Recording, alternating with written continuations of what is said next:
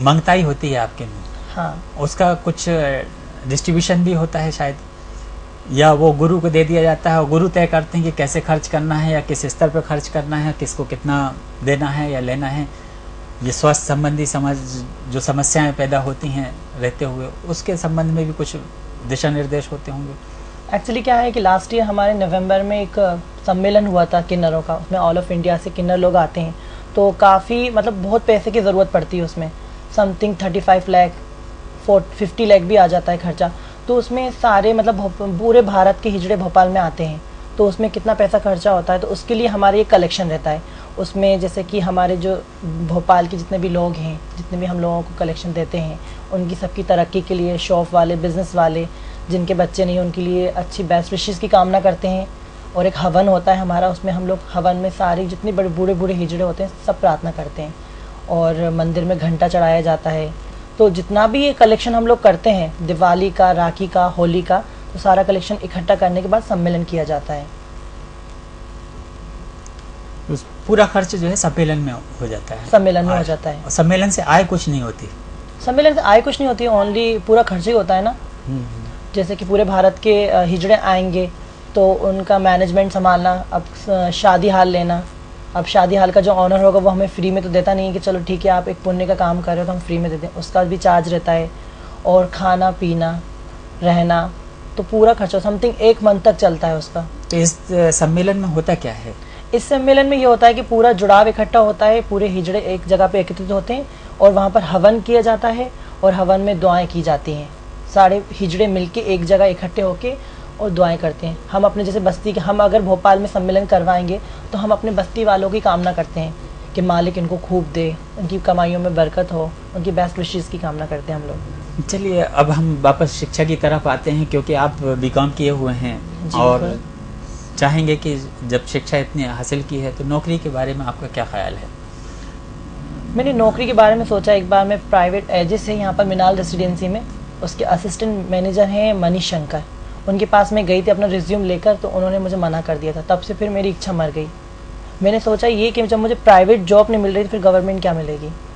उन्होंने मुझसे ये बोला कि आप यहाँ जॉब करोगे तो कितना श्योर होगा, आपको देखने के लिए काफ़ी लोग आएंगे, क्या यहाँ पर किन्नर एक जॉब कर रहा है।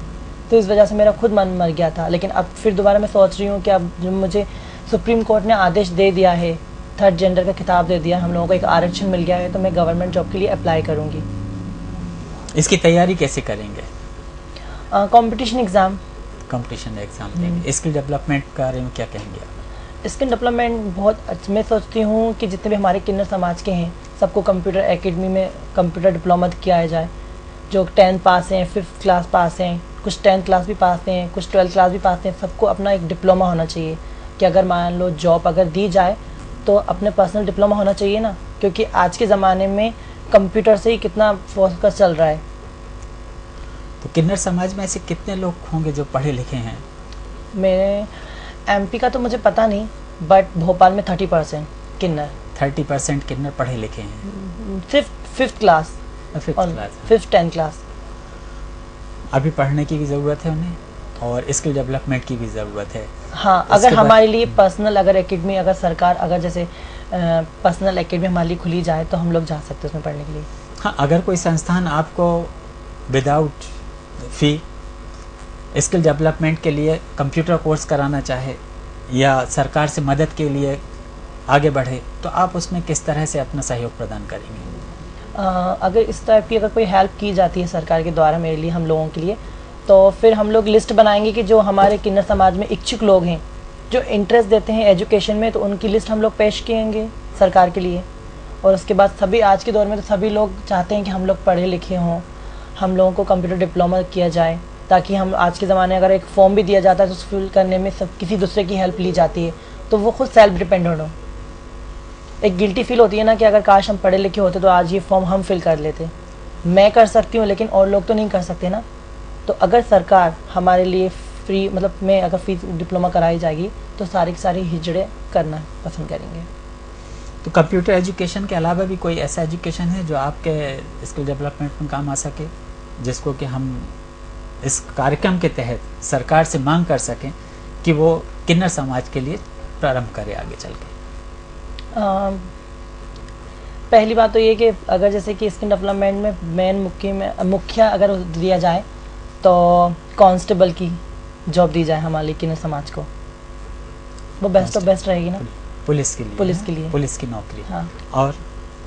और शिक्षा विभाग में, शिक्षा विभाग में किस पढ़ाने का वो कार्यालयीन, वो जिसकी पोस्ट जैसी होगी ना, जैसे कि अगर कोई कंप्यूटर डिप्लोमा अगर किसी के पास आ जाता है तो कंप्यूटर ऑपरेटर। और सरकार अगर ट्रेनिंग देगी तो फिर तो मतलब विदाउट ट्रेनिंग तो कोई कुछ कर नहीं सकता ना।